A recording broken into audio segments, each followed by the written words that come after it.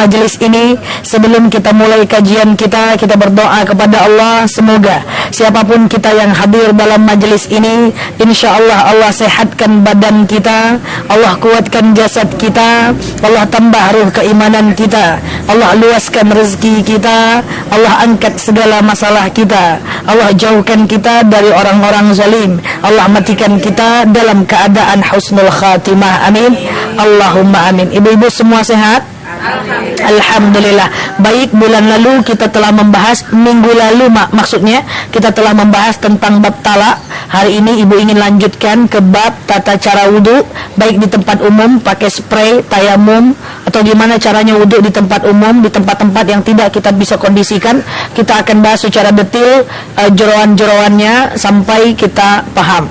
Tapi sebelumnya saya akan review dulu sebelumnya, yaitu tentang bab talak. Kita review sebentar, baru kita lanjut nanti tentang bab wudu, karena ini penting. Banyak sekali orang-orang yang salah ketika berwudu, terutama di tempat umum atau saat dia berada dalam perjalanan umroh, atau saat dia di pesawat, di mobil, dan seterusnya. Atau ada tayamum yang dia belum pantas tayamum, tapi karena malas jari air kemudian dia tayamum aja. Itu tidak boleh. Ada syarat seseorang dibolehkan tayamum, itu harus tidak ada air sampai dengan 40 rumah. Ya, tapi sebelumnya kita bahas dulu, kita review dulu tentang talak. Saya pelan-pelan ya, review aja. Yang pertama ada namanya talak, ada dua. Pertama ada namanya talak sorih. Talak sorih adalah talak yang jelas, ku ceraikan kau, ku talak kau. Yang kedua ada namanya talak kinayah, yaitu talak dengan bahasa sindiran. Kau pergi ke rumah orang tuamu, aku tak suka lagi sama kau, aku you, me, and, kita masing-masing aja lah, kita pergi ke situ. Itu adalah talak kinayah. Talak saat marah tetap jatuh talak. Talak bercanda, sebagian ulama bilang jatuh, sebagian ulama bilang tak jatuh. Talak dalam kondisi tertekan, intervensi dan ancaman, diancam oleh selingkuhan, diancam oleh mertua, diancam oleh pasangan lain, orang ketiga, tidak jatuh talak. Diancam oleh istri juga tidak jatuh talak. Clear ya? Saya cuma simpulan aja ya. Kemudian yang pertama ada namanya talak satu. Seseorang menikah, kemudian bertengkar, terjadilah talak, ku ceraikan kau. Ya udahlah, aku pulang ke rumah orang tuaku. Namanya tanak. Kalau anaknya perempuan, maka anaknya tidak bisa dinikahkan oleh bapaknya, dinikahkan juga, maka anaknya tidak sah menikahnya, zina lagi seumur hidupnya. Maka putus mata rantai zinanya dengan cara anak yang tadi hasil zina karena nikah dengan orang lain dalam masa idah harus dinikahkan oleh wali hakim. Oke, setelah habis masa idah, kalau dia mau rujuk lagi dengan suaminya, boleh, harus nikah ulang. Nikah ulang seperti orang nikah-nikah biasa. Ada wali, saksi, ijab kabul, mas kawin, ada laki-laki dan perempuan. Harus nikah ulang dalam kamarnya, baru dia bisa rujuk. Kalau dia rujuk tanpa nikah ulang, maka nikahnya tidak, rujuknya tidak sah, dia berzina lagi sampai lahir anak. Talak satu dan talak dua sama. Talak satu dan talak dua sama persis. Tapi setelah masa idah 3 bulan, maka kalau dia pengen rujuk dengan kalau dia pengen nikah dengan orang lain, boleh? Boleh, tapi tunggu dulu berapa lama? 3 bulan dulu. Terlalu cepat? Enggak lah, karena sudah resum aja, sudah kita bahas. Oke? Paham sampai sini? Talak satu, talak dua sama. Tapi beda adalah talak 3. Kalau makanya talak 1, 2 itu namanya adalah talak roja'i. Pintar anak mama. Talak roja'i, talak yang bisa rujuk lagi. Nah, kalau rujuknya dalam masa idah, dia balik gitu aja. Setelah masa idah, kalau mau rujuk harus nikah ulang. Dalam masa idah tak boleh nikah sama orang lain. Setelah masa idah boleh nikah dengan orang lain. Oke, ada namanya lagi talak 3. Talak 3 tak bisa rujuk kecuali ada muhallilnya. Apa itu muhallil? Muhallil adalah perempuan harus nikah dulu dengan orang lain. Setelah nikah harus tidur dulu dengan orang lain. Setelah tidur cek hamil atau tidak. Kalau hamil tunggu lahir anak. Kalau lahir anak tunggu diceraikan. Kalau nggak diceraikan nggak bisa balik. Ada nggak cara lain, jalan pintas lain? Kalau orang udah mentalak istrinya, talak 3, kemudian dia bisa rujuk tanpa istrinya nikah ulang? Nggak bisa, ya, nggak bisa, ya. Mesti istrinya nikah dulu dengan orang lain. Sampai sini paham? Kalau si istri itu nikahnya nikah siri, itu bisa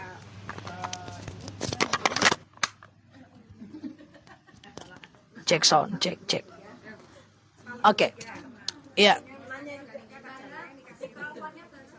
Telepon? Ngapa telepon? Oh, ada mikrofon. Allah Karim, cek sound. Patutlah nih orang-orang bilang nggak jelas suaranya Zah, nggak jelas suaranya Zah. Yang protes lebih banyak online dibanding offline ya. Oh iya, udah jelas ya, udah. Ayo, apa tadi? Misalnya sudah talak 3 nih Ustazah, si istri nikahnya nikah siri. Itu setelah cerai Bisa. Terjadi talak tiga, lalu kemudian setelah talak 3, istri nikah siri dengan orang lain, tapi syaratnya mesti nikah benar-benar nikah, bukan kawin kontrak. Oh ya nikah yuk, ngapa? Aku pengen balik ke mantanku, itu nggak bisa. Jadi tidak boleh kawin kontrak, tidak boleh nikah mut'ah, itu tidak boleh. Dia mesti harus dengan keinginan hatinya. itu perlu diurus surat yang kayak apa namanya ke Nggak, tergantung. Kalau yang nikah sirinya itu adalah suaminya yang mentalak, tak perlu surat. Tapi kalau nikah sirinya, suaminya tidak mau mentalak, perempuan yang mau talak misalnya, perempuan yang mau menceraikan harus buat surat nikah dulu, baru kemudian dia gugat cerai ke pengadilan. Ustazah misalnya nih udah talak 3 kan Ustazah. Hmm. Nikah nih. Ada kejadian soalnya Ustazah. Iya. Terus dia nikah nih sama talak 3, nikah lagi sama suaminya. Cerai lagi. Boleh balik lagi enggak tuh Ustazah? Dua kali. Nggak bisa lagi. Jadi cuma sekali aja. Iya. Talak 3 tak ada lagi talak keempat. Guys, setelah itu kan Dia dari sekali sama orang lain terus nikah lagi dia. iya. Nikah lagi tak bisa. Tak bisa, cerai lagi sudah tidak bisa lagi balik sama sekali. Oke? Saza, Ya. cuma satu kali banyak kejadiannya. Iya. Secara faktualnya bahwa nikah talak 3 itu nanti kan yang perempuan harus menikah lagi. Betul. Bisa. Nah ini ada kesepakatan dua suami istri biasanya yang sudah bercerai talak 3 ini karena Iya. mereka mau balik Iya. karena memang persyaratan memang secara normatif itu kan harus menikah Iya. lagi. Nah mereka sama-sama sepakat bahwa ya perempuannya menikah lagi Iya. dengan itu dengan artinya ada niat mereka bahwa mereka itu nikah bukan karena Allah tapi karena memang pengen rujuk lagi sama ini. Iya. Nah siasati nikah lagi dulu sama orang lain. Nah itu bagaimana niat? Oke. Saya misalnya dia udah talak 3, maka talak 3 harus ada muhalilnya. Harus ada orang yang menikahkan dulu si istri, baru kemudian istri bisa rujuk lagi. Bisa nggak dia nikah dengan orang lain tuh direncanakan? Itulah tadi kawin kontrak. Kita nikah yuk, setelah nikah kemudian kita cerai karena aku pengen balik kepada suamiku. Yang si suami tidak tahu Ustazah. Artinya ini hanya rencana dia dan dengan mantan suaminya. Nggak bisa. Maksudnya punya kesepakatan berdua lah kamu nikah tapi Nggak bisa, itu namanya kawin kontrak. Kawin kontrak adalah kawin yang berniat untuk cerai. Itu namanya nikah mut'ah dalam bahasa Arab. Bahasa lainnya adalah kawin kontrak. tapi kawinnya sah nggak? Kawinnya tidak sah. Niatnya beda ya. Niatnya beda. Nikah dengan tujuan cerai itu kawin kontrak, hukumnya haram. Nggak usah lagi yang karena cerai talak 2, ibu aja gadis, kemudian bujang, ya udah yuk kita nikah aja yuk, emak kita udah pengen menjodohkan kita, nanti kalau kita mau cerai cerailah situ, lantaklah situ. Itu nggak bisa. Itu namanya kawin kontrak atau nikah mut'ah. Tidak boleh menikah direncanakan kemudian untuk bercerai. Kalau yang paksanya cuma satu saja, misalnya kayak di sinetron tuh yang bayar hutang itu tuh ya dia dipaksa tuh nggak boleh. Dia membayar hutang orang tua. Kawin paksa dalam ajaran Islam haram. Ya, yang paksa yang satu aja kan ya. Iya, tetap salah satunya tidak boleh dipaksa. Kawin paksa, nikah paksa, sekaligus sekalipun oleh untuk lelaki yang soleh nggak boleh. Apa dalil? Suatu ketika ibu-ibu yang saya sayangi karena Allah, sahabat Rasulullah SAW, Umar bin Khattab suka dengan Fatimah. Rasul nanya kepada Fatimah, Fatimah kamu mau nggak dengan Umar bin Khattab? Fatimah bilang nggak mau, padahal itu kaya raya dan orang hebat. Akhirnya nggak diterima oleh Rasulullah. Nggak lama setelah itu suka pula Utsman bin Affan. Fatimah, ada orang yang suka sama kamu, kaya raya, saudagar kaya raya, Utsman bin Affan. Kamu mau nggak? Fatimah bilang nggak mau. Kurang soleh apa Utsman? Kurang soleh apa Abu Bakar? Tapi Fatimah nggak mau, Rasul tidak mengintervensi. Suatu ketika datang Ali bin Abi Thalib, anak muda, nggak ada uangnya, nggak ada rezeki, nggak kerja. Ali, ya Rasul, aku suka dengan Fatimah. Lalu kemudian Rasul pergi kepada Fatimah. Fatimah, Ali ingin meminangmu. Kamu mau nggak? Diam dia. Diam tanda dia suka nih dengan orang ganteng ini. Ali kan ganteng, walaupun nggak mapan. Diam dia. Oh, nih anakku suka ini. Lalu Rasul kemudian pergi kepada Ali. Mal ma'isyatak. Kamu punya kerjaan apa? Ternyata waktu itu Ali bin Abi Thalib nggak kerja. Oke, apa kata Rasul? Idhab. Kamu pergi fantashiru bil ma'iza. Kamu cari duit dulu. Kamu kerja dulu. Ya, akhirnya Ali pergi cari duit, kerja dia 2 tahun. Setelah 2 tahun ditikung lagi oleh Umar dan Utsman untuk kedua kalinya. Ini belum ijab kabul nih. Ternyata Fatimah tetap nggak mau. Lalu kemudian Ali bin Abi Thalib pulang, dia bisa memberikan mas kawin untuk Fatimah dan akhirnya mereka menikah. Itu ada 2 dalil dari kejadian itu. Dalil yang pertama, kan sikap Rasul itu dalil ya. Dalil yang pertama, tidak boleh kawin paksa. Dalil yang kedua, tidak boleh atau dibolehkan, dibolehkan bertanya kepada calon menantu, kau kerjaanmu apa? Karena hukum menafkahi istri adalah fardhu ain. Maka kalau ada laki-laki yang tidak bekerja, boleh ditunda pernikahannya. Karena laki-laki yang tidak bekerja, itu hukum status nikahnya adalah makruh. Gitu. Jadi ibu nanti kalau ada anaknya punya jodoh, ibu tanya, iya kan, apa pekerjaannya? Itu boleh. Kalau orang dulu bilang matre, tidak. Rasul melakukan itu. Walaupun setelah malam pertama, cerita mereka seru. Pernah tahu cerita? Saya cerita sedikit. Malam pertama, Fatimah bercanda. Sebenarnya aku udah lama menantikan orang-orang yang memang betul-betul aku pengen kayak gitu ya. Siapa orangnya wahai Fatimah? Kata Ali bin Abi Thalib. Iya. Sudah banyak, ada beberapa orang yang suka dengan aku, maksudnya Umar dan Utsman. Aku tidak menerima karena aku sangat mencintainya. Ali langsung nggak pede gitu, karena dia bukan siapa-siapa ya, dia cuma ahli ilmu tapi nggak ada harta. Makanya Fatimah dengan Ali itu selama-lamanya sederhana.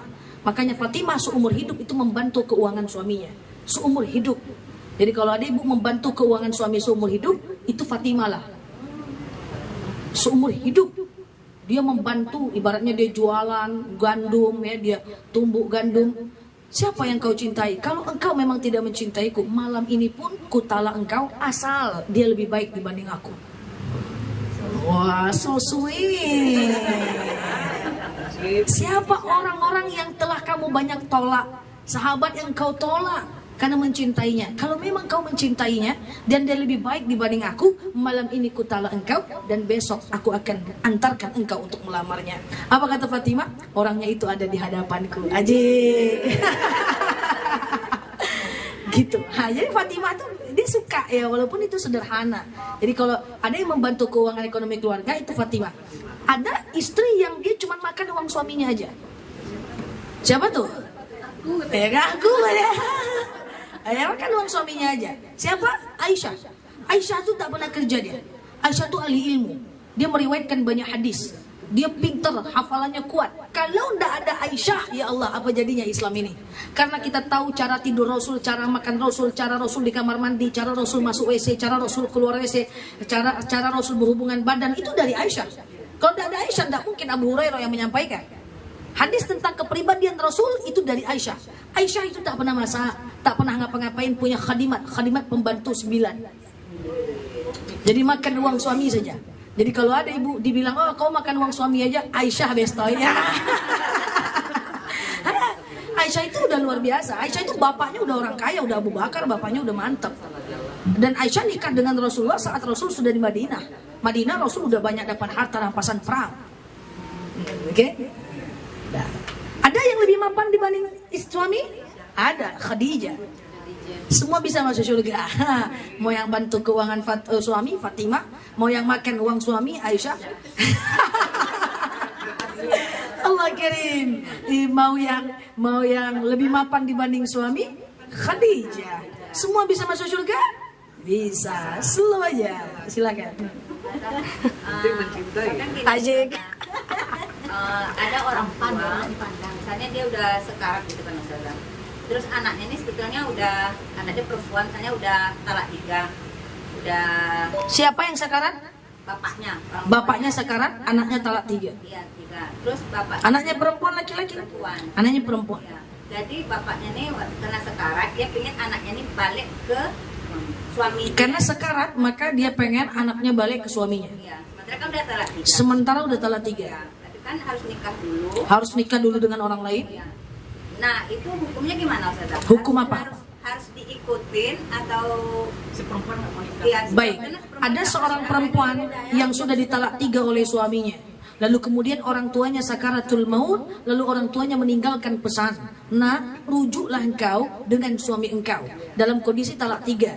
Secara syariat, harusnya perempuan ini dinikahkan dulu oleh orang lain, setelah cerai dengan orang lain baru bisa balik ke suaminya. Pertanyaannya, apa hukumnya kalau dia nikah karena memenuhi keinginan orang tuanya? Ingat, ada satu dalil, la ta'ah indal ma'asi. Tapi yang ini Ustazah, perempuan itu dia sebetulnya nggak mau nikah lagi sama orang lain.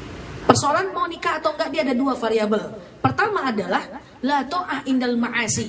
Dia tak boleh taat kepada orang tuanya kalau itu kemaksiatan. Itu kan kemaksiatan. Masa rujuk dengan suami belum nikah lagi melanggar syariat. Maka berarti tidak ada taat dalam kemaksiatan. Boleh menolak permintaan orang tua. Boleh menolak permintaan orang tua.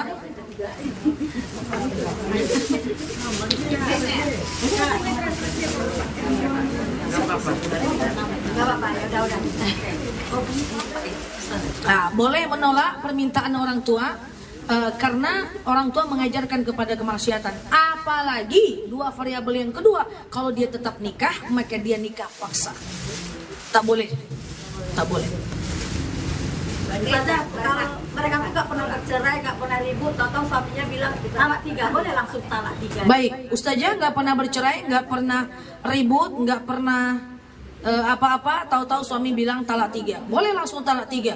Jumhur ulama bilang talak 3 1 kali diucapkan tetap talak 1, kecuali diucapkan 3 kali berturut-turut dalam masa idah 3 bulan. Oke, itu talak 3.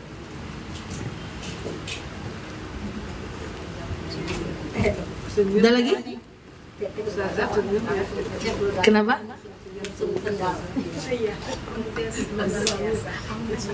Cukup? Yuk lanjut. Dia meninggalkan, tapi dibiayai hidup selama 9 bulan. Ada kawan saya ya, tapi tidak mengatakan si suami itu diceraikan atau ditalakkan, tapi ditinggalkan selama 9 bulan. Ada seorang suami meninggalkan istri selama 9 bulan. Tidak ada ungkapan cerai, tidak ada ungkapan talak, dinafkahi selama 9 bulan. Tidak jatuh talak. Talak itu hanya jatuh karena ucapan. Tidak ada talak yang jatuh karena kedipan mata atau tidak ada. Hanya karena ucapan.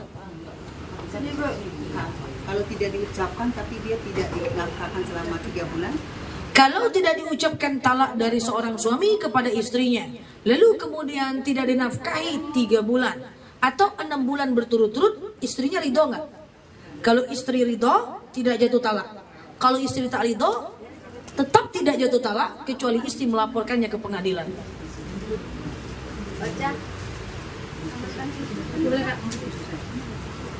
Rancang, Cang. Oh, jadi talak itu kalau diucapkan ya. Oh jelas, talak karena ucapan. Nggak ada talak, mau ditendangnya ibu nggak akan jatuh talak. Mau dipukulnya ibu nggak akan jatuh talak. Talak karena ucapan. Banyak hal dalam syariat yang itu muncul karena ucapan. Ijab kabul karena ucapan. Murtad karena ucapan. Mu'allaf syahadat karena ucapan. Talak karena ucapan.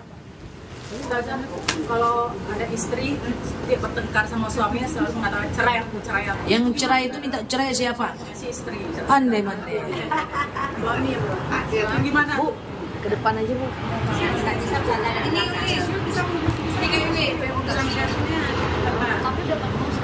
Apa Pak? Depan ada. Saya sesuai sunnah. Depan ada depan jangan cepat. Enggak apa-apa. Oke. Ustazah, Oh. ada yang mau ditanyakan dulu Ustazah. Iya. Ada nanti Ustazah nanti ngomong di belakang ada majelis taklim. Terus yang mengaji tapi sambil mendengar pengajian makan. Tahunya ustazah membilangkan adab dengan pengajian itu wajib. Baca Quran aja tidak boleh. Apalagi makan atau dengan handphone. Nah, saya tolong diperjelaskan kembali ustazah. Ya, apa-apa. Oke. Baik, Ibu bertanya apa hukum makan saat pengajian?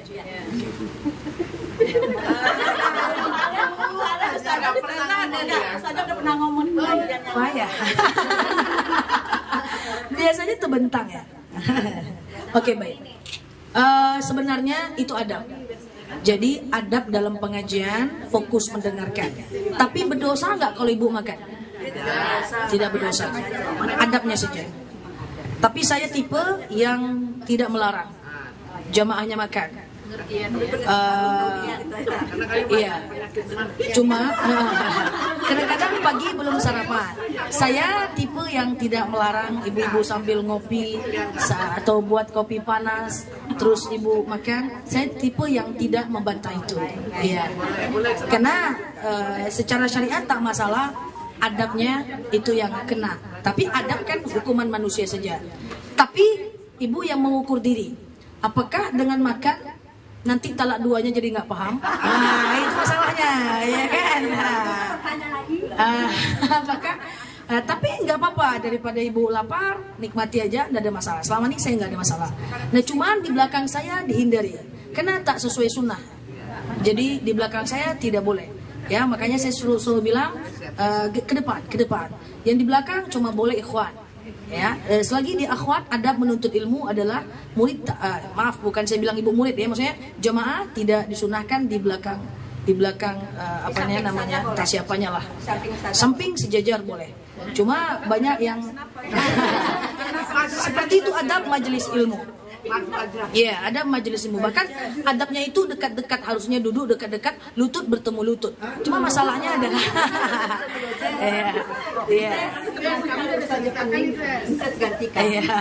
lutut bertemu lutut. Tapi masalahnya adalah jemaah tak mau dekat saya. Udah dampak Ustazah Naila, ada yang menjauh ya, tapi tak apa-apa. Susunannya segan, tak apa-apa ya. Ya. Istrinya selalu minta cerai. Baik ya. Jadi clear ya.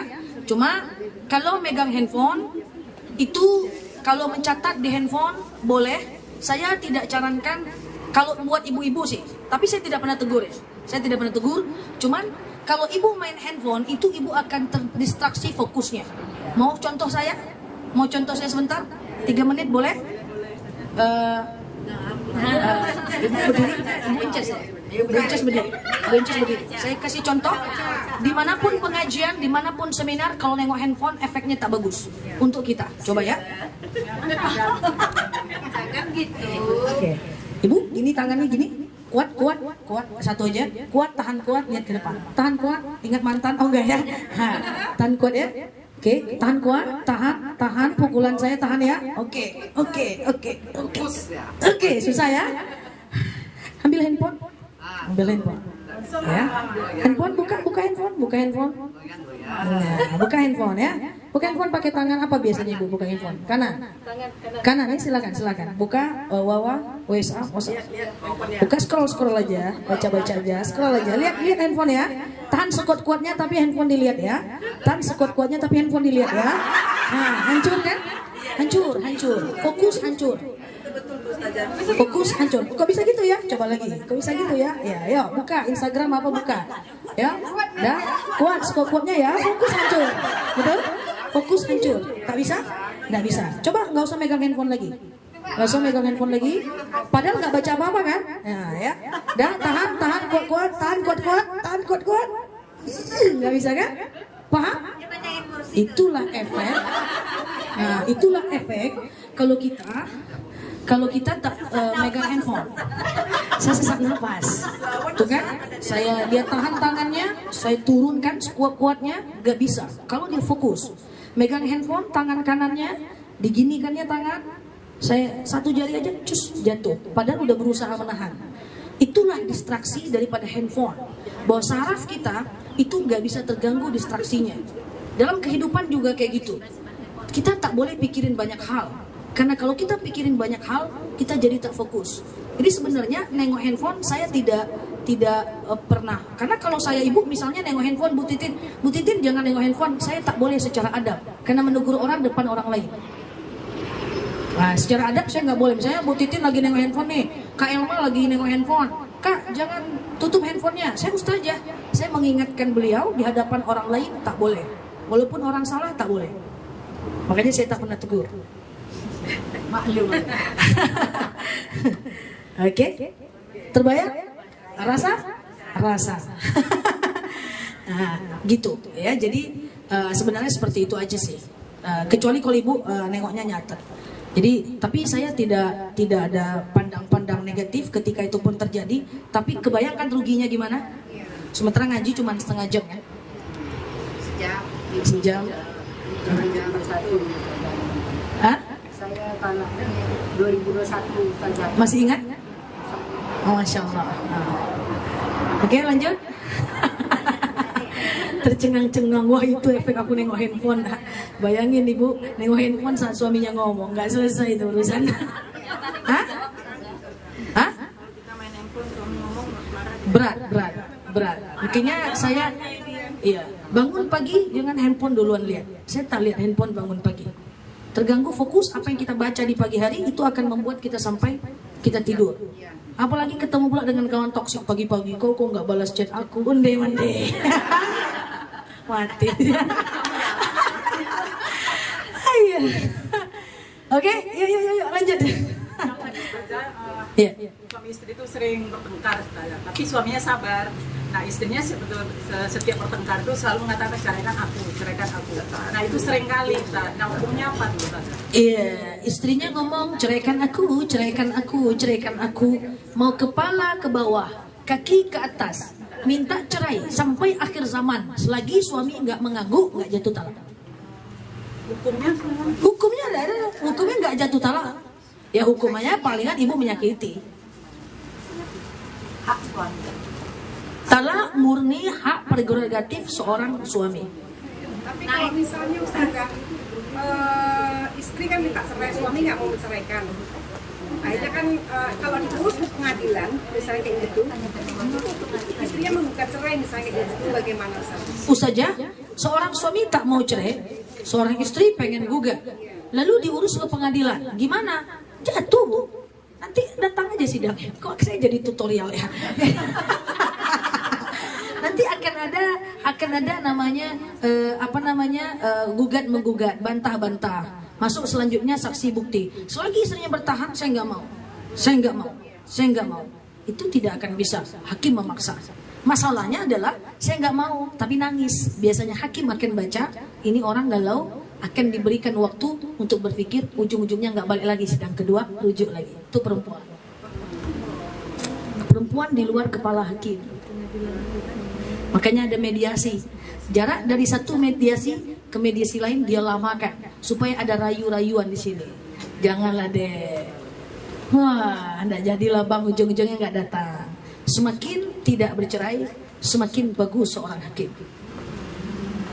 Udah, yuk lanjut. Ya. Tapi kalau si suaminya Ya. nggak mau, istrinya tetap ngotot Jatuh. istrinya Ya, jatuh.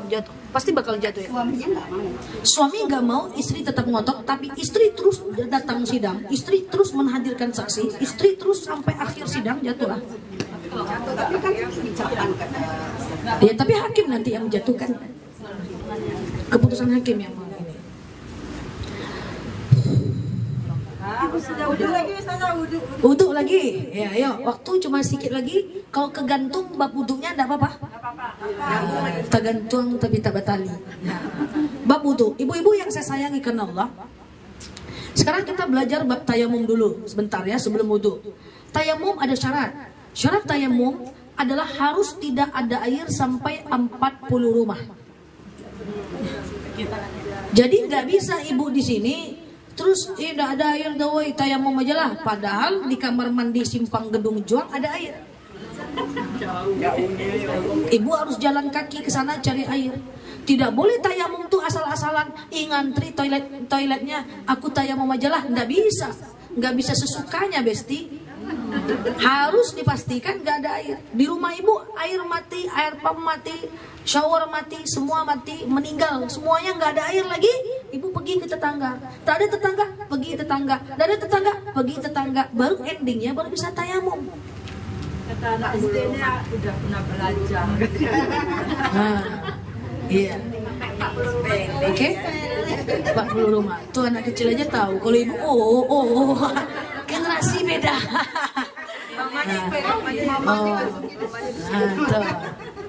Tuh anak kecil tahu, ya kan? Ibu tayamum itu nggak bisa. Oke? Syarat kedua adalah tayamum untuk orang yang sakit. Yang kalau dia tayamum, kalau dia kena air akan alergi dia. Kalau dia kena air, dia akan sakit dia. Maka dalam kondisi seperti itu dia boleh melakukan tayamum.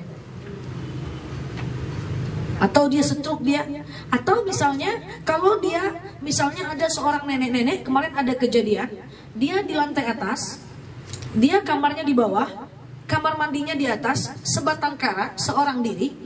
Karena kamarnya di bawah, dia pengen jaga untuk 24 jam.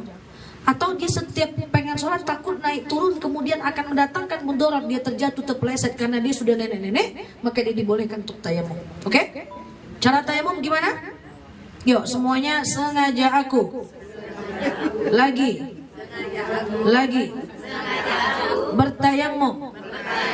Mensucikan diriku dari hadas kecil lillahi ta'ala. Perhatikan, tayamum sama dengan wudu. Tayamum sama dengan wudu. Ada dua niatnya yang bisa dipasang. Wudu dan tayamum hukumnya wajib kalau mau sholat atau mau tawaf atau mau ihram gitu ya. Tapi tayamum dan wudu hukumnya sunnah kalau untuk selain itu. Mau majelis taklim, ya, mau hadir ke pengajian, mau berhubungan badan, keluar rumah, itu semua hukumnya adalah sunnah. Tergantung niatnya. Misalnya wudu, ibu adalah niatnya, atau tayamum niatnya adalah untuk sholat, berarti wajib atasku karena Allah. Tapi kalau ibu mau wudu aja, mau datang ke pengajian ini, sunnah atasku karena Allah. Oke? Ya, semuanya, sengaja aku bertayamum, mensucikan diriku dari hadas kecil, sunnah atau wajib atasku lillahi ta'ala. Oke, sekarang coba tayamum. Caranya adalah ambil kedua tangan angkat. Kedua tangan angkat, boleh ditempelkan ke kaca mobil, ke dashboard mobil, ke dinding, ke tas, ke karpet, boleh. Oke? Sekarang letakkan. Oke? Boleh, ke baju boleh juga. Misalnya ini adalah meja, ibu takut ada debu, ibu jatuhkan dulu 3 kali. Oke? Lalu tayamumkan muka. Oke? Kalau gini boleh Ustazah? Jangan gini. Kalau itu Ustaz Abu Somad gini-gini Ustaz. Khawatir nanti malah hilang total. Oke, dah. Ambil lagi. Oke. Lepas lagi. Oke.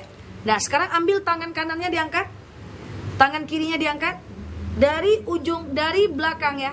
Jangan dikerjakan dulu. Dari punggung tangan sampai ke perut tangan, tapi endingnya adalah di jempol. Ending jangan di sini. Karena ini ada debu. Oke? Begini sampai ke siku, jangan dikerjakan dulu sampai ke siku. Oke, baru putar ke belakang sampai ke perut tangan, endingnya adalah di jempol. Oke, yuk coba 1, 2, 3. Oke, dari belakang putar perut, ending jempol. Gitu caranya. Oke, sebelahnya juga kayak gini. Ke belakang, ke punggung tangan, endingnya adalah jempol. Seperti itu.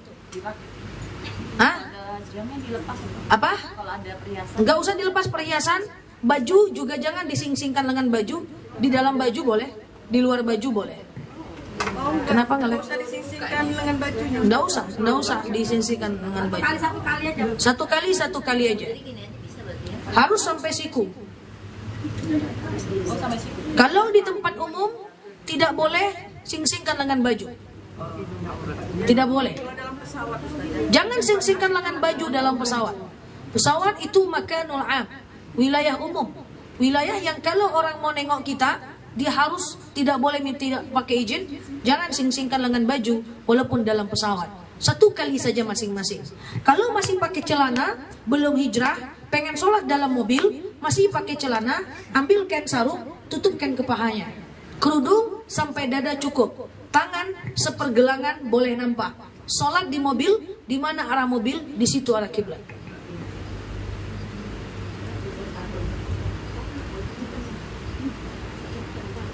Oke? Clear? Ah? Sholatnya gimana? Berarti sholatnya diulang lagi nanti ada gimana tak? Nanti ada apa? Ada kiblatnya kan kita kalau mobil kan nggak tahu. Mobil, bis, kereta, pesawat, di mana arah kendaraan, di situ arah kiblat. Sholat kita nggak perlu diulang lagi. Tidak perlu diulang, sholatnya sah. Kaki nggak perlu. Kaki tutup lah. Nggak, maksudnya dikasih tadi. Tayamum, kaki tak tayamum. Tayamum kayak tadi aja. Muka sama tangan saja. Jadi misalnya kalau kita tawaf kadang-kadang baru kita ibunya terkentut, cukup di baju kita ini aja. Kalau kita tawaf, tidak bisa. Tawaf ada air, makanya pakai spray. Nanti kita belajar. Tawaf ada air, tidak bisa menjadikan ibu tayamum. Kalau ibu lagi tawaf, mau saya jelaskan spray dulu, baru wudunya. Nah, kalau kita tawaf, satu-satunya ibadah umrah yang mewajibkan wudu cuma tawaf. Setelah ibu ngambil mikot, lalu kemudian ibu buang angin, gak apa-apa. Yang penting kan nanti nyampe di hotel sebelum ke Ka'bah, ibu kan di hotel dulu kan. Ibu baru ngambil wudu lagi kan. Ibu misalnya dari Madinah ke Mekah, mikotnya kan di Bir Ali. Mikotnya memang ibu ngambil wudu karena ibu mau sholat 2 rakaat, ya dok. Nah, kemudian atau ibu mikotnya di alam-lam, di atas pesawat. Kalau ibu mau landingnya di Mekah, ya dok. Nah, ibu kan ngambil wudu tuh. Setelah ngambil wudu, sholat 2 rakaat. Ibu udah pakai pakaian ihram nih, laki-laki udah pakai pakaian ihram nih. Kan di ke hotel dulu sebelum Ka'bah. Ke hotel? Dulunya di hotel langsung kita tawaf selamat datang. Katanya kalau di hotel lagi turun lagi nanti. Oh, itu bahaya loh. Di mana nanti yang batal wudu? Anda dikasih kesempatan ngambil wudu kan? Itu jangan. Tetap harus ada kesempatan untuk ngambil wudu. Takutnya dari Bir Ali sampai Mekah orang tuh kentut. Takutnya dari yang lam sampai Mekah orang tuh kentut. Tawaf tak boleh kentut. Tapi seandainya tidak diizinkannya kita ke hotel, kita langsung ke Ka'bah, ngomong sama tour guide-nya, Pak, saya udah buang ini, udah batal. Nah, jamaah itu kalau dengan tour guide kadang-kadang suka malu-malu. Tawaf dia putus, dia buang angin, dia lanjutkan, tidak sah itu. Makanya dengan tour guide itu harus terbuka. Kita bayar mahal, minta kita antarin dia ke tempat wudhu, atau kalau enggak temanin kita spray dulu. Ini saya sampaikan ya. Oke, kita mulai ya. Nah, ini tawaf, sa'i tidak wajib wudhu. Kalau sama rombongan nanti itu kan misalnya keluar harus keluar kan dari rombongan itu kalau kita pas tawaf. Iya, ini kita ini. Iya. Dia sa'i bisa ya. Kalau sa'i kan boleh, sa'i boleh haid, sa'i boleh tak pakai wudhu. Tahallul boleh haid, tahallul boleh tak pakai wudhu. Tapi kalau umrah harus wudhu dan harus lepas dari haid. Pura-pura kalau tawaf, ibu mutar tawaf 3 kali, cukup.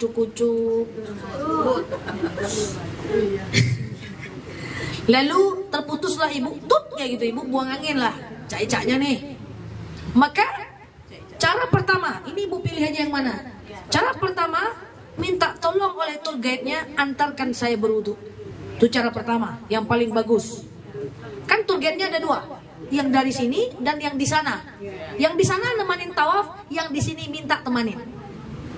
Oke, saya itu hati-hati tuh kalau dengan jamaah. Jangan malu ngomong sama saya kalau batal. Udah bayar mahal, nggak sah pula tawafnya. Nah, maka akan diantarkan dia. Biasanya kan tour guide-nya kalau yang mau, akan kami antarkan ke tempat wudhu. Dalam pikiran ibu semua, tempat wudhu jauh. Kenyataannya enggak, di setiap tangga ada tempat wudhu. Cuman karena tak tahu saja. Ya kan? Dekat aja tempat wudhunya, dekat aja. Dah, antarkan, Lalu kemudian jamaah lain sudah mutar, baru kita lanjut lagi bersama dia. Kita tawaf, hitung 7 kali. Nanti orang akan nunggu kok di tempat minum air zam-zam. Itu cara pertama. Langsung dari awal. Nggak ulang lagi, menyambung namanya. Menyambung namanya. Menyambung. Udah ngambil wudhu, sambung lagi. Kadang ada yang ngambil pakai air zam-zam. Boleh, pakai air zam-zam boleh. Pakai air zam-zam boleh. Tapi caranya nanti beda, karena itu tempat umum. Kalau tempat kita menahan, tapi menahan tidak Menahan kentut, makruh, tapi tawafnya sah.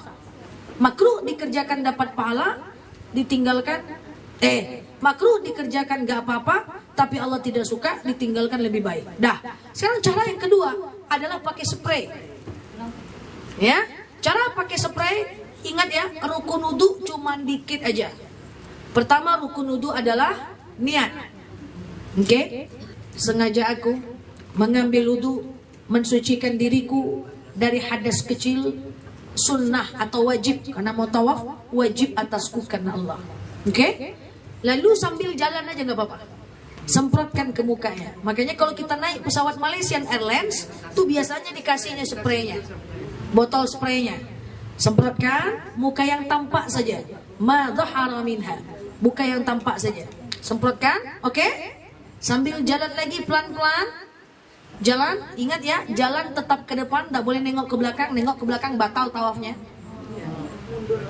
Ya, hal-hal yang membatalkan tawaf bahaya. Nengok ke belakang nggak boleh, nengok ke samping nggak boleh, bahu kiri tetap harus ke Ka'bah. Jangan nengok suami, bang. Jangan. Saya pengalaman sekali tak bisa saya lupa. Saya lagi tawaf. Ada jemaah nangis-nangis ngejar saya, dia peluk saya. Ustazah, apa nih? Saya lagi bimbing jemaah. Saya, ya biasalah, fans Ustazah, saya dari Kalimantan.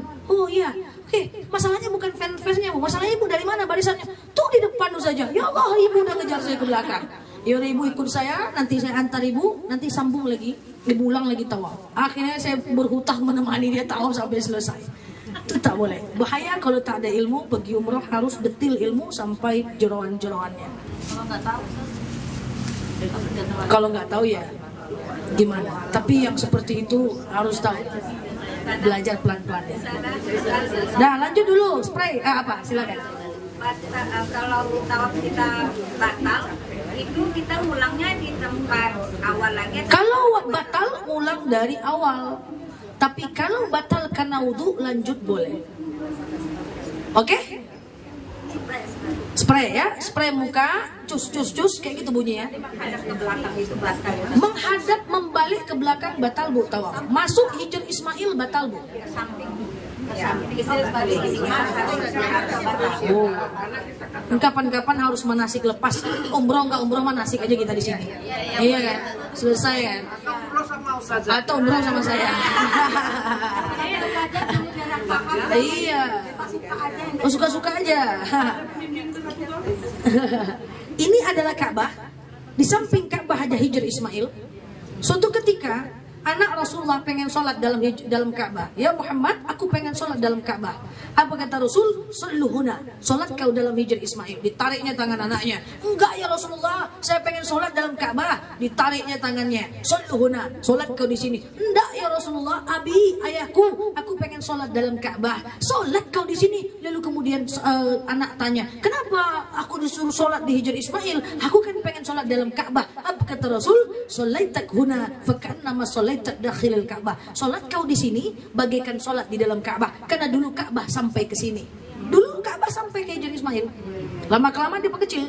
Jadi kalau ibu tawaf masuk ke dalam Hijr Ismail batal. Karena tawaf itu mengelilingi Ka'bah, bukan masuk ke dalam Ka'bah. Selesai dulu baru ibu boleh masuk Hijr Ismail. Jamaah saya banyak lagi haji, tak sabar maju Hijr Ismail. Batal sudah hajinya. Masuk Hijr, kan banyak tuh hal yang membatalkan tawaf. Lihat ke belakang batal, lihat ke samping batal, mundur sambil lihat ke belakang batal. Jadi kalau nengok suaminya di belakang jalan pelan-pelan aja, jangan masuk Hijr Ismail. Jadi kapan-kapan kita buat manasik mini lah, ala-ala kita lah. Banyak salah kalau lagi umroh, tahallul dibukanya semua, batal nampak auratnya, tak apa-apa aja. Itu saya memang betul-betul hati-hati. Tahlul duduk semua, jangan buka-buka jilbab dulu. Ada caranya. Yang memotongnya itu yang harus menyuruh. Nih bukan. La haula wala quwata illa billah. Oke, lanjutlah spray tak jalan tadi. Apa? Spray lagi spray. Kalau itu nggak habis di situ, boleh juga di kamar hotel kan Ustazah? Ya selesaikanlah di situ. Dalam hotel nanti ibu macam-macam lagi kejadian. Jaga aurat susah. Ya saya biasanya. Iya tapi harus hati-hati banget. Dia harus masuk. Dan yang mentahallul hanya orang yang sudah boleh ditahallul. Saya ini bu semua cak-caknya jemaah saya umroh, amin. Saya mau mentahallulkan ibu, saya harus minta tahallul dulu dengan orang. Ya. Baru kemudian saya tahallulkan ibu jalan ke orang, ibu jalan, baru dia estafet. Tapi caranya betul-betul hati-hati. Tak boleh dibuka lah jilbab orang tuh nih, katanya. Waduh, banyak sekali buka aurat waktu tahallul. Gitu. Banyak sekali bu. Wah, yang perlu diluruskan. Masuk raudhah, doa dia menghadap dia ke kuburan Rasul. Syirik. Menghadap dia ke maqam, syirik. Hadap ke kiblat aja lah. Sebanyak-banyak lah. Spray nggak jadi spray. Kalau dikaji ilmu makin banyak kita perlu tahu. Apa? Kita sholat katanya. Sholat kita menghadap kiblat. Ini ada kiblat. Kan makamnya gini kan kita masuk dari sini kan langsung menghadap makam kiblat. Enggak. Ini makam. Kiblat situ. Jadi ini kan ada 3 ya. 1, 2, 3 kan. Hijau. Ada hijau, di antaranya ada tiang. Ya, 1, 2, 3 kan. Di situ adalah mimbar kan. Di sini kan raudhah kan. Nah, ini aja udah banyak salah. Kata orang di sini makam Abu Bakar, di sini makam Rasul, di situ makam Umar. Salah. Ini sama ini kosong. 3-tiganya di sini. Rumah Aisyah tuh yang di tengah. Jadi ibu mengucapkan assalamualaikum ya Rasulullah, assalamualaikum ya Abu Bakar, assalamualaikum ya Umar tuh kalau udah di tengah. Kalau mengucapkan salam dari Bu Betty, Ustazah titip salam buat Rasulullah. Assalamualaikum ya Rasul, assalamualaikum ya Abu Bakar, assalamualaikum ya Umar, min Bu Betty. Min muslimin muslimat, kalau terlalu banyak titip salam. Tapi laskar ini kadang-kadang masih tahu laskar yang di sana ini makam ini gitu. Ini dia kasih tahu yang benar di tengah semua. Saya alihkan ke sini sebentar mau. Jadi di sini ini rumah Aisyah, yang di tengah ini rumah Aisyah. Para nabi, di mana dia dimatikan, di situ dia dikuburkan. Ibu sudah pernah saya ceritakan. Di makam di Bukit Sinai, di tengahnya gunung ada makam Ilyas, paling bawah gunung Sinai ada makam Nabi Harun. Kenapa nabi-nabi itu berserak-serak meninggalnya? Karena di mana dia dimatikan, di situ dia dikuburkan. Rasul dikuburkan di makam Aisyah. Ini ceramahnya tak mana-mana nih lari. Tapi udah lantaklah situ. Oke, ya. Nah, di sini ini pura-puranya ini adalah kamar Aisyah. Sampai ibu kerudung hijau. Nah, ini adalah kamar Aisyah nih. Sampai sana. Ini pura-puranya rumah ya. Ini pura-puranya rumah. Oke. Nah, salah deh gini lah. Ini pura-puranya rumah ya. Rasulullah itu meninggal di ruang tamunya Aisyah. Oke. Ini adalah kamar Aisyah, ruang tamunya adalah di situ. Keluar, ketemulah kursi santai di ruang tamu Aisyah. Rasul meninggal di kursi santai ruang tamu itu, digalilah di bawah kursi santai itu, dimakamkanlah di situ. Nah, itu posisinya di raudhah di tengah. Tapi lama setelah itu Abu Bakar bilang apa? Abu Bakar bilang, aku pengen kali makamku. Dan lama loh Aisyah masih tidur di kamar itu. Setiap dia keluar kamar dia bilang, assalamualaikum ya zauji, assalamualaikum ya Rasulullah. Satu kuburan dengan satu atap dengan kuburan Rasul. Lama, menahun. Setiap keluar kamar, assalamualaikum ya Rasulullah. Tidak lama setelah itu Abu Bakar pengen juga makamnya di samping makam Rasulullah. Abu Bakar kan bapaknya. Ya anakku, aku pengen makamku di samping makam Rasulullah. Meninggal Abu Bakar, dimakamkan di sampingnya. Di satu kotak yang di tengah, dimakamkan di sampingnya. Tapi posisinya itu adalah gini. Posisinya itu kayak tangga. Jadi Rasul memanjang seperti ini. Jadi kepala Abu Bakar di bahunya Rasulullah. Apa namanya itu? Kayak tangga. Itu lama loh Aisyah. Setiap keluar dari kamar, assalamualaikum ya Rasul, assalamualaikum ya Abi Abu Bakar. Lama loh. Satu atap dengan kuburan Rasul. Masya Allah tuh Aisyah. Tidak lama setelah itu Umar bin Khattab pengen juga. Oh ya udahlah, Umar bin Khattab akhirnya dimakamkan di sampingnya lagi, tapi kepala Umar di bahunya Rasulullah, di bahunya Abu Bakar. Jadi kayak tangga dia. Tapi masalahnya Umar bukanlah muhrim daripada Aisyah. Setelah itulah Aisyah kemudian keluar dari rumahnya dan akhirnya Aisyah pindah rumah. Disitulah dijadikan makam Rasul, Abu Bakar dan Umar. Akhirnya Aisyah mengalah, dia dimakamkan di Al-Baqi. Nah itu kan. Nah, ini enggak, Assalamualaikum ya Abu Bakar, sampai sini Rasulullah, sampai sana Umar. Banyak yang pengen ke depan. Padahal ke depan tuh kosong. Wallahu a'lam bishawab. Maka perlu belajar. Ada yang berdoa-doa nengok makam, doa-doa pergi ke sini, enggak boleh. Ya doa tuh ke depan. Raudhah solat 2 rakaat bagus 4 rakaat lebih kurang bagus. Karena Raudhah tempat doa. Jangan solat 8 rakaat pas mau doa diusir. Nah, strategi dalam ibadah. Ya udah. Spray tak jadi cerita spray. Ini apalah judulnya ya. Judulnya sesuka antum. Masih tumbuh. Oke, di depan aja ya. Oke, baik. Allah alam bisawab ya. Demikian tema terserah antum. Umroh, talak semuanya ya. Allah alam bisawab. Kita sambung ya di pertemuan berikutnya. Wallahu alam bisawab. Demikian dari saya. Mohon maaf lahir dan batin. Assalamualaikum warahmatullahi wabarakatuh. Sama sekali untuk umroh ya. Ustazah, Ya. ini kebetulan kita ini ada 3 yang ulang tahun Ustazah. Masya Allah. Ibu Eva tanggal 1 Desember, Ibu Eva tanggal 3 Desember, Ibu Betty tanggal 2 Desember. Jadi kami mohon doanya Ustazah. Baik, Bu Betty, Bu Eva dengan Bu Desi. Mami. Mami. Ulang tahun juga, Mi. Mami tanggal 1 kita Ustazah. Beda sebulan kita ya. Iya. Jadi kita seumuran ya. Beda cuma sebulan. Bu nama asli siapa, Mami? Bu Desi. Bu Desi, Bu Eva sama Bu Betty. Ya, baik, ala hazihi niyah al-Fatihah. Bismillah.